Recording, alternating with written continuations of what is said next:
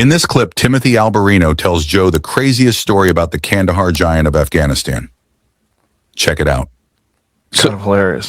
So the story of the Kandahar Giant. Yeah, let's tell the story. This story has grown into a mythology over the years. Years ago, I was working with a gentleman named Steve Quayle, and we started a production company called Gen 6 Productions. And we were making documentary films mainly about giants, mainly on the topic of giants. Giants as like referred to in the Bible, in ancient history, the Smithsonian giants. That's right, biblical and historical accounts of giants. So I was traveling around the world investigating giants, and Steve is known for his investigations into giants. And he got a phone call from an elderly woman who told him, "You need to talk to my son.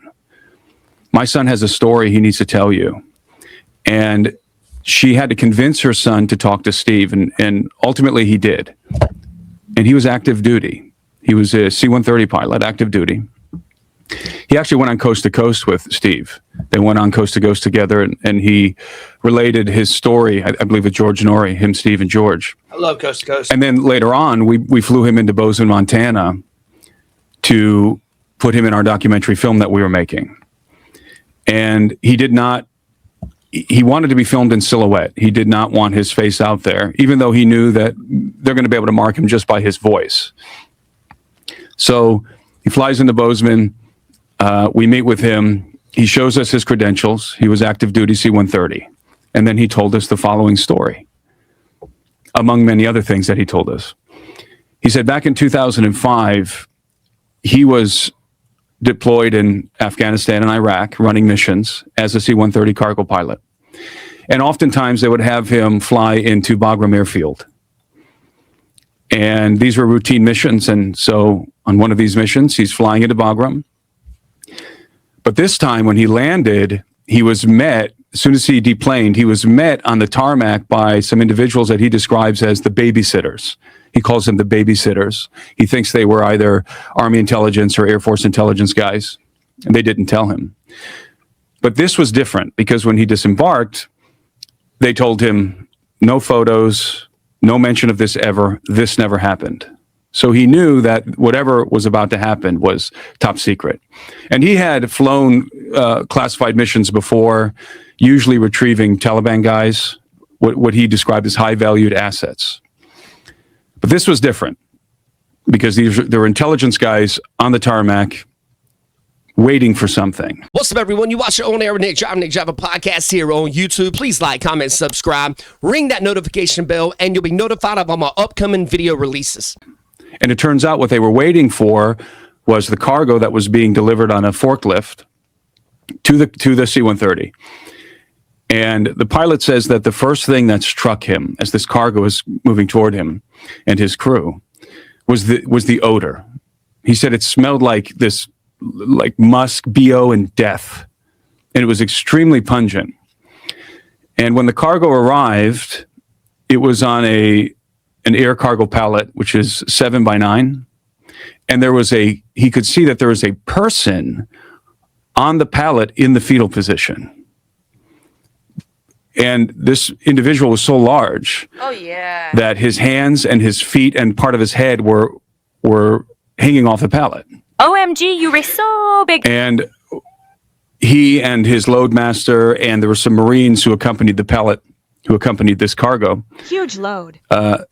They were actually putting their feet up to this guy's feet, this dead giant's feet, and seeing how small their feet were compared to his. Now, the giant had red hair. He had 6 fingers on each hand, 6 toes on each foot. His feet were wrapped in like a crude canvas foot wrapping. And he was solid as a rock. Again, most of his body was covered by a tarp, but the pilot and the guys around him were hitting him with their fists. And he came up to about their midsection, laying in the fetal position. And the pilot told me he was solid as a rock, this guy. And he asked the Marines, what happened? Where did this guy come from? And they told him that they had heard that there was a team that was out in Afghanistan that was looking for Taliban or something. and they came upon a cave because there was a nearby village, and the villagers were bringing food and other artifacts to the mouth of this cave. And so they thought that they're aiding and abetting the Taliban. So they went into the cave, and rather than encountering the Taliban, what they found was this enormous humanoid who killed them all.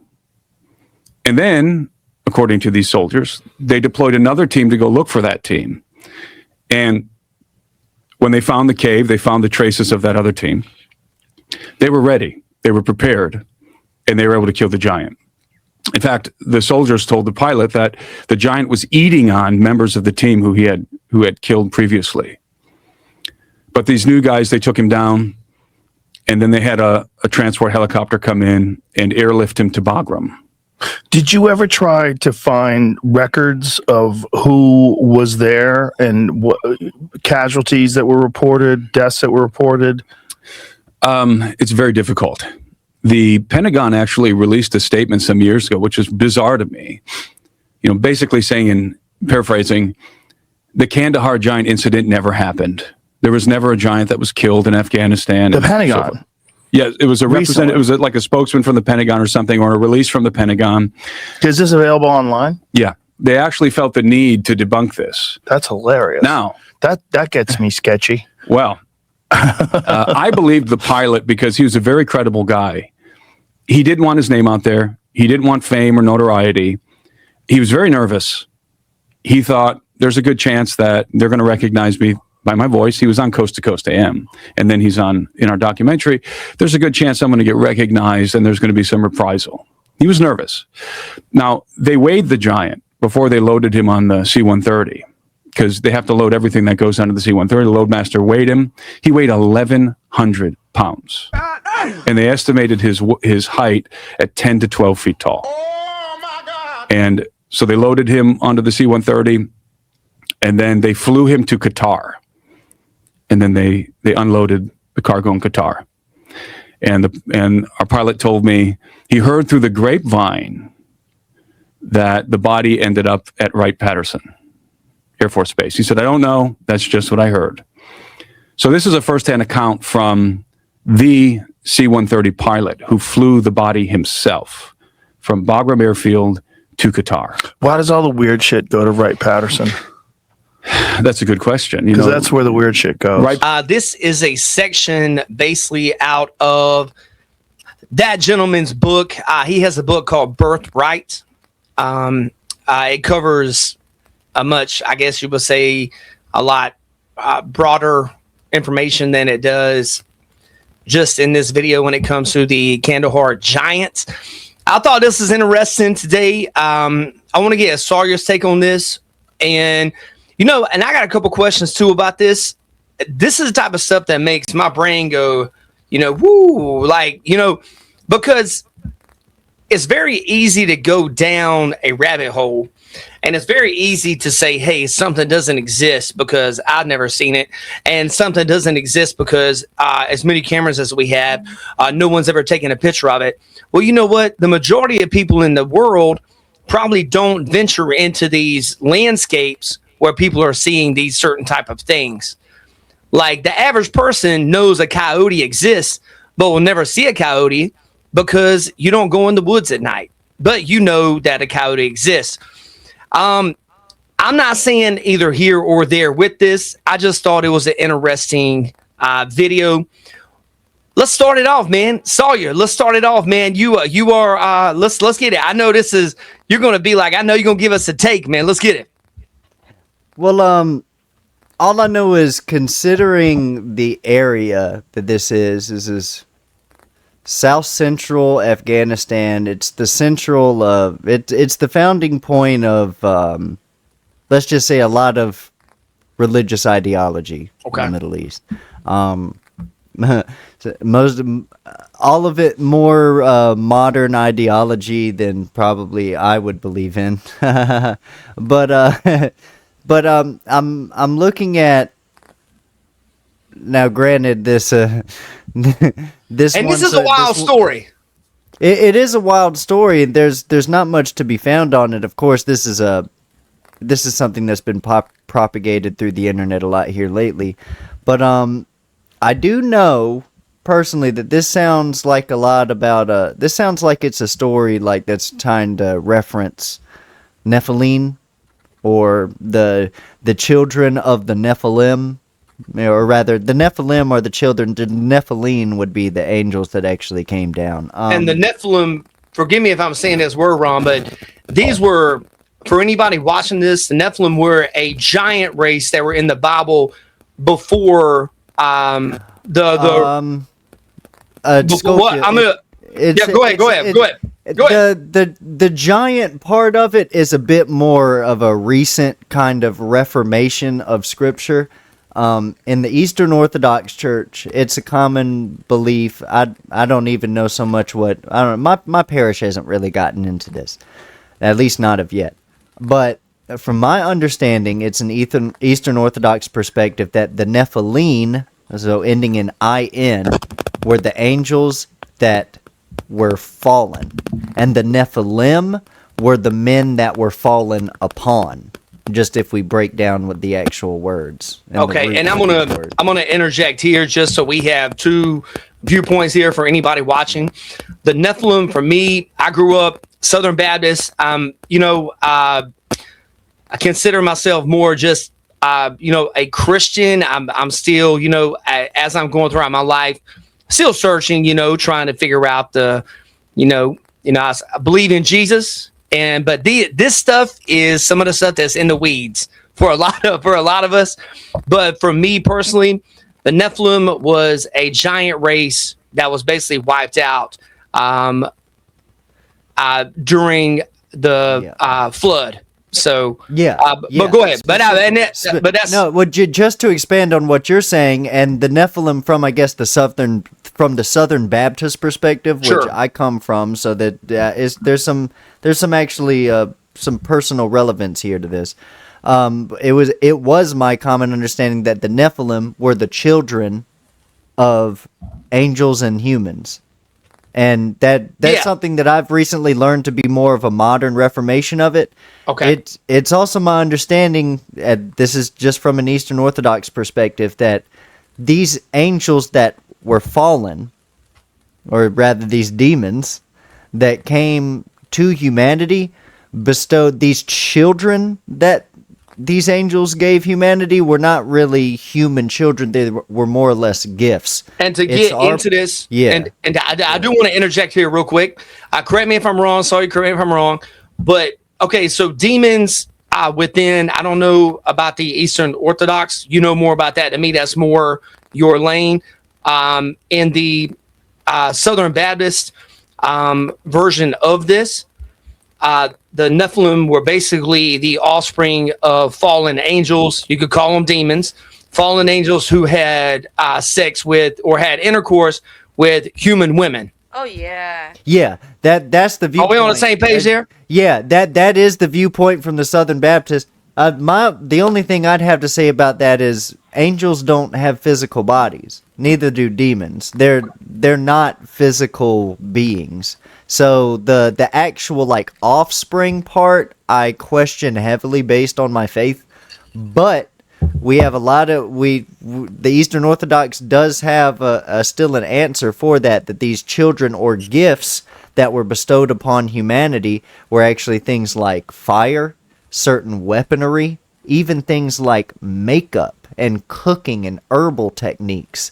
These were all bits of information that were meant for, and this is once again from a biblical sense. For all you atheists out there, I'm not telling you what to think. I'm just telling you my perspective. That the flood that Nick talks about during Noah's Ark, during Noah's lifetime, was to wipe out, from the Southern Baptist point of view, the children, these offspring, these giants, and from the Eastern Orthodox point of view was more or less just to re-clean the slate, because humanity had been given materials and information that was meant for us, but that we were not ready for yet. And it was a bit of accelerationism from the fallen angels to try to actually condemn man to bring us these things early.